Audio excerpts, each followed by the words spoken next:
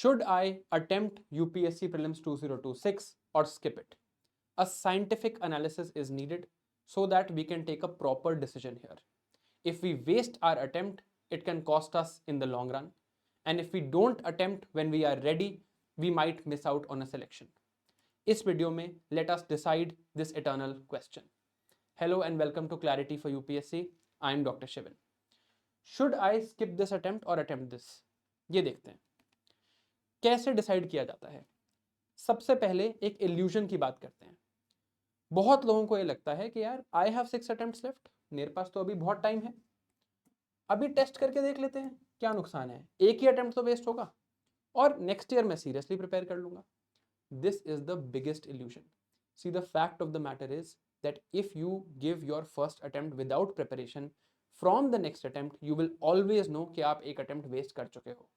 आप खुद को कितना भी समझा लो कि यार फर्स्ट अटेम्प्ट तो मैंने ऐसे बस मस्ती में दे दिया था, रैंडमली टेस्ट करने के लिए दे दिया था, ये एक बड़ी प्रॉब्लम है। ये प्रेशर आप पे हमेशा रहेगा। जब आप सेकेंड अटेम्प्ट देने जाते हो, there is a pressure on your head and with each increasing attempt that pressure keeps on increasing. First attempt एक प्रिविलेज है, it is the biggest advantage you have. Interview में ये देखा गया है that trend wise first attempt में ज्यादा marks मिलते हैं। फर्स्ट अटेम्प्ट में आप पे प्रेशर कम होता है, so you can perform better. All of this matters. So ये 6 अटेम्प्ट्स लेफ्ट वाला इल्यूजन हम नहीं फॉलो करेंगे। यूपीएससी ट्राई करने के लिए नहीं है, एग्जीक्यूट करने के लिए है। You should give the attempt when you are actually ready. Each attempt is an asset that you have and we should not squander our assets. अब क्यों देना है एग्जाम? एग्जाम देने का एक ही रीजन है, आई एम रेडी। एग्जाम देने का रीजन ये नहीं होना चाहिए कि मेरा तो फाउंडेशन कोर्स कंप्लीट हो गया है, सब लोग दे रहे हैं, मेरे सारे दोस्त दे रहे हैं, आसपास लोग कह रहे हैं, पेरेंट्स बोल रहे हैं। Peer pressure is not preparation. Please keep this in mind. तो अब डिसाइड करते हैं कि हम एग्जाम कैसे डिसाइड करेंगे कि हमें देना है या नहीं। हम इमोशनली डिसाइड नहीं करेंगे, हम साइंटिफिकली डिसाइड करेंगे। Based on science, based on an audit of our own preparation, should we give this attempt और नॉट। आई नो आप में से कई लोगों को लगता है कि यार नहीं, मुझे एक्सपीरियंस करना है, तो उसके भी मैं आपको एक टेक्निक बताऊंगा। Using that technique you can actually get a complete exam experience without wasting your attempt. देखते हैं। सबसे पहले ये 5 पॉइंट का ऑडिट फ्रेमवर्क है, इसको देखो। First thing, have you actually completed the syllabus? इस पॉइंट पे फरवरी में आपका सिलेबस इस लेवल पे होना चाहिए कि आप ये बोल सको, जो टारगेट मैंने कई बार कहा है, that by 31st March I would have read everything. 31st मार्च तक मेरा प्रीलिम्स के लिए सब कुछ एटलीस्ट एक बार हो जाना चाहिए, in the sense that I can revise it in 2 to 3 days। कोई भी सब्जेक्ट हो मैं 3 दिन में रिवाइज कर सकता हूं। उस लेवल पे अगर मैं 31st मार्च तक आ गया हूं, then I am ready. Second, same thing aligns here कि क्या मैं इस स्टेट में हूं कि मैं अप्रैल एंड मई में 3 साइकिल्स ऑफ रिविजन कर पाऊंगा? अगर ऐसा है कि मान लो मैंने अभी सिर्फ हिस्ट्री और ज्योग्राफी ही पढ़ा है, then this attempt is not for you. Actually completing a subject का मतलब ये नहीं होता कि मैंने उसकी कोचिंग अटेंड कर ली है, मैंने उसके लेक्चर्स देख लिए हैं। आपको कितना आता है? क्या आप इस कॉन्फिडेंस पे हो कि अगर मैं आपको अप्रैल में बोलूं 3 दिन है भाई, ज्योग्राफी रिवाइज कर लो, क्या आप कर लोगे? अगर आप उस स्टेट में नहीं हो तो ये अटेम्प्ट आपको नहीं देना चाहिए, यहां पर एक क्रॉस लगा दो। थर्ड, जितने भी सब्जेक्ट्स आपने आज तक पढ़े हैं उनके सारे PYQs फ्रॉम 2013 टू 2025 आपने एटलीस्ट एक बार इस पॉइंट तक सॉल्व कर लिए होने चाहिए। So if you read science and tech for example, you should have solved the PYQs at least once and known के यार अच्छा these are the trends, these are the questions they generally ask. Mocks की मैं बात करूं, आपने at least 4 से 5 full length test दे दिए होने चाहिए। फुल लेंथ टेस्ट का मतलब है 100 क्वेश्चन के टेस्ट। कई लोग मॉक से डरते हैं, अगर उस रीजन से नहीं दिया है तो बात अलग है, बट ब्रॉडली आपने एटलीस्ट 500-600 MCQs टेस्ट फॉर्मेट में प्रैक्टिस कर लिए होने चाहिए। And the most important checkpoint is mains preparation. Mains में कितने पेपर हैं भाई? There are 7 papers that get marked. अगर इनमें से 3 पेपर भी आपके रेडी नहीं है तो you are going to face a major crisis. ये 3 पेपर में एटलीस्ट एक पेपर ऑप्शनल का होना चाहिए कि यार मैं इस स्टेट पे हूं कि मैंने ब्रॉडली GS3 पढ़ लिया है, मैंने GS2 पढ़ लिया है और अपने ऑप्शनल का पेपर 1 मैंने कंप्लीट कर लिया है। अगर इससे कम प्रिपरेशन है तो बहुत दिक्कत आने वाली है। इस बार प्री और मेंस के बीच में सिर्फ 89 डेज हैं. These 89 days are not sufficient to read the entire main syllabus. 30 to 40% mains preparation you should have done by now. हो सकता है कि आपको सब कुछ याद ना हो सकता है कि आपने इसके आंसर्स ना लिखे हो, दैट इज ओके. हो सकता है आपने आज तक एक भी आंसर ना लिखा हो, even that is fine. But जो मेन स्पेसिफिक सब्जेक्ट्स हैं, क्या आपने उन्हें एक बार भी पढ़ा है? मैं कहूंगा ब्रॉडली, अगर आपका ऑप्शनल पूरी तरह से रेडी है, इन द सेंस कि यार मैंने ऑप्शनल एक बार पूरा पढ़ लिया है, I have read my optional completely, मेरा पेपर 1 पेपर 2 कंप्लीटली कवर्ड है, you should give the attempt. पूरा ऑप्शनल रेडी नहीं है, यार GS2 का सारा सिलेबस मैंने पढ़ लिया है, GS3 के सारे जो सब्जेक्ट्स हैं लाइक सिक्योरिटी, एग्रीकल्चर, जो मेन स्पेसिफिक हैं, डिजास्टर मैनेजमेंट, ये मैंने पढ़ लिए हैं. GS2 में गवर्नेंस, सोशल जस्टिस मैंने पढ़ लिया है. ठीक है, मैंने इसके आंसर्स नहीं लिखे, मुझे अभी याद नहीं है, but I know where to study from. At least my resources are sorted and at least my content is sorted, then you are ready. 3 out of 7 is the bare minimum. इससे कम में अगर आप प्री क्वालिफाई भी कर लोगे, you are going to have a very tough time in these 89 days. इन 5 चीजों पे खुद को जज करो पहले and be honest with yourself. ये मत बोलो कि हाँ मैंने इसके लेक्चर्स देख लिए थे. Do I actually know this subject? And देखो यार, फैक्ट ये है कि आपको अंदर से तो पता ही होता है. You would know in your brain कि हाँ यार मैंने पढ़ लिया है या मैंने नहीं पढ़ा है. आपको अंदर से जरूर पता होगा कि मैंने पढ़ लिया है और मुझे आता है. चेक योर सेल्फ ऑन दीज 5 पैरामीटर्स. इन 5 पैरामीटर्स के हिसाब से इफ यू कैन गिव योर सेल्फ a score of 3 or more, 3 out of 5 आप टिक कर सकते हो, तो आपको अटेम्प्ट जरूर देना चाहिए. अगर 3 से कम है तो गैम्बल मत करिए, आपकी फाउंडेशन अभी वीक है. You will just waste an attempt, you will face the disappointment. A lot of time will be spent explaining to your relatives, to your friends, to your parents कि यार मेरा selection क्यों नहीं हुआ, and that will then create a problem. सिर्फ experience के लिए attempt नहीं देना, इस चीज पे खुद को ऑडिट करो. अब आपने कई बार देखा है कि मैं कहता हूं यार कि ये 31 मार्च तक का प्लान है. 31 मार्च में क्यों कहता हूं? I have always said, navigator में, स्टेप में, हर जगह जब मैंने यूट्यूब पे भी ये बात बोली है कि 31 मार्च को आप अज्यूम करो as your prelims target date. क्यों? क्योंकि अप्रैल और मई सिर्फ कंसोलिडेशन में जाना चाहिए. अगर आपकी प्रिपरेशन इस स्टेट पे नहीं है तो आप प्री के लिए रेडी नहीं हो.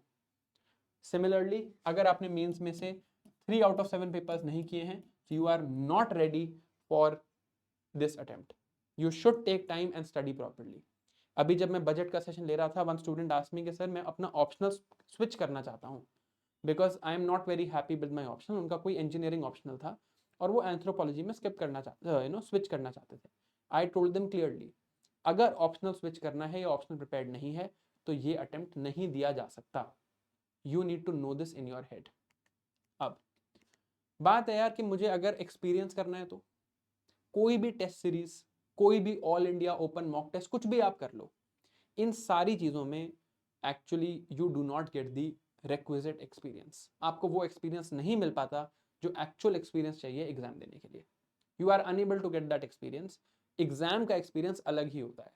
तो मेरे पास यहाँ पर आपके लिए 2 टेक्निक्स हैं. अगर आपको सिर्फ ट्राई करना है अपना अटेम्प्ट वेस्ट करे बिना, 2 ऑप्शंस हैं.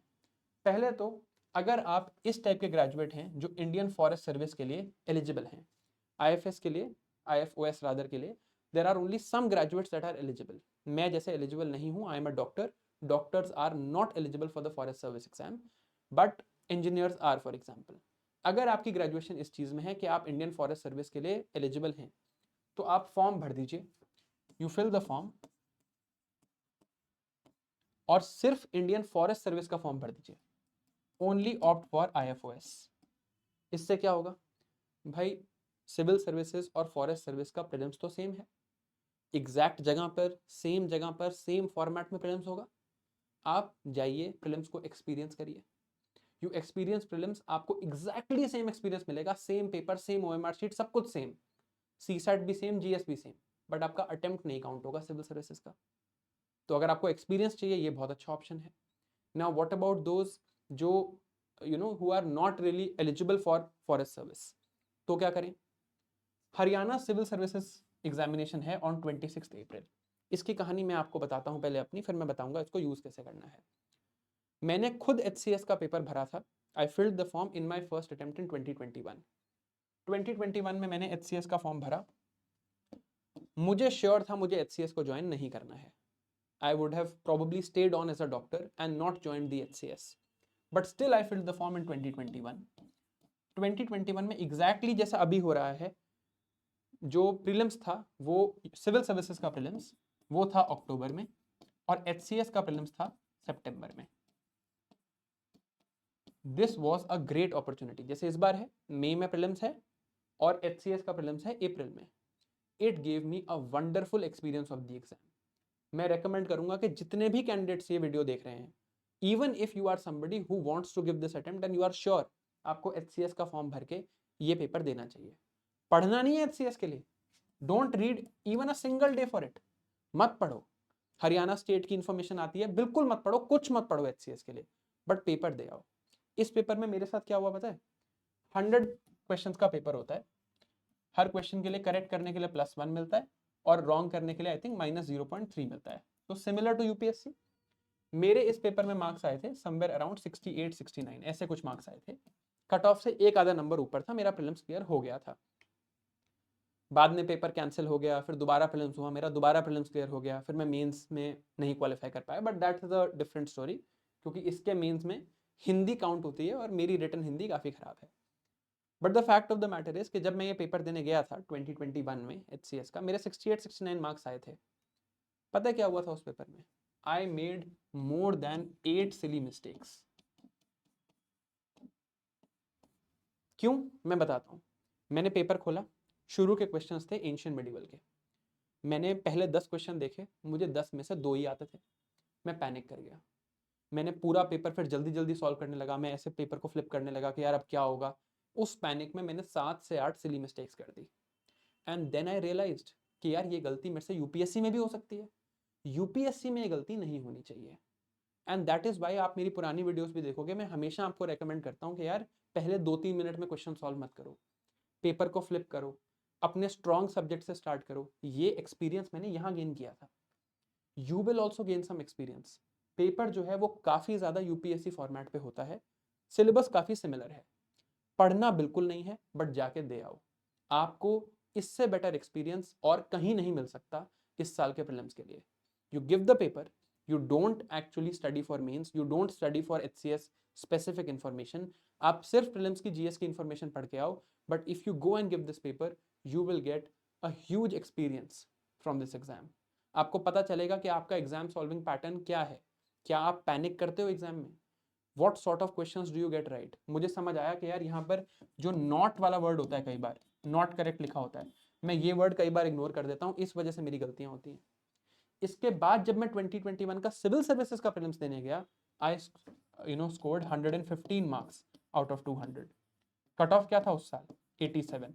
और पूरे पेपर में हार्डली 2 या 3 सिली मिस्टेक्स हुई होंगी. अगर मैं ये एक्सपीरियंस पहले नहीं लेता तो मेरे इतने अच्छे मार्क्स नहीं आते. This is what I want you to do. तो अगर आपको अटेम्प्ट करना है, या तो फॉरेस्ट सर्विस का पेपर भर दो. अगर नहीं करना तो अदरवाइज सिविल सर्विसेज का, हरियाणा सिविल सर्विसेज का एग्जाम जरूर देना है. It will give you a great experience. अगर आप श्योर हो आपने इस साल अटेम्प्ट करना है तो भी आप HCS का पेपर दे दो. टेस्टिंग ग्राउंड चाहिए तो ये वाला पेपर दे दो. इस पेपर से आपको आइडिया हो जाएगा कि आपकी प्रिपरेशन कहाँ है, right? And you will get a complete idea. And HCS का फॉर्म अभी भी आप भर सकते हो, तो फॉर्म जरूर भर दो. Especially if you are somebody who resides in Delhi NCR and northern part of the country. If you live in the southern part of the country, there are other state PCS options जो अभी खुले हैं. Even those state PCS options, जैसे I think Jharkhand का state PCS भी almost similar date पे है, तो झारखंड का state PCS भी आप दे सकते हो. झारखंड का state PCS और HCS का exam I think same date पे है. So depending whatever is locationally better for you, just give that paper, but it will give you a lot of experience. Try करना है तो यहाँ करो. यूपीएससी में ट्रायल अटेम्प्ट सिविल सर्विसेज में नहीं देना है. Attempt should follow a structural preparation. Structure should not follow your attempt कि मैं अटेम्प्ट दे देता हूं ताकि मुझे प्रिपेयर करना आ जाए, ऐसा नहीं है. अगर इन दोनों में से कुछ नहीं करना आपने, तो थर्ड ऑप्शन बहुत सिंपल है.